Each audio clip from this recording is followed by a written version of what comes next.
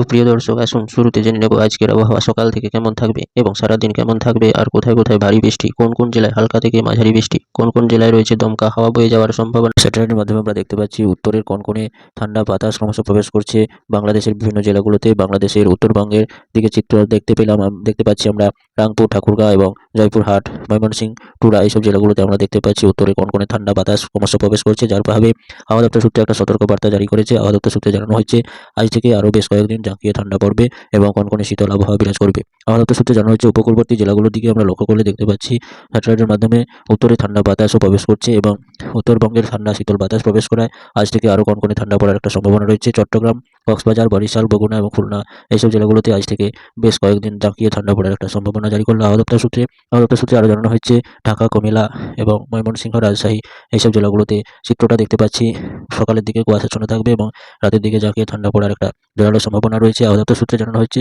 আজ থেকে কনকনে ঠান্ডা পড়া বেশ কয়েকদিন চলতে থাকবে, তারপরে কিছুটা স্বস্তি মিলবে আপাতত, এমনটাই আশঙ্কা প্রকাশ করেছে হাওয়া দপ্তর সূত্রে।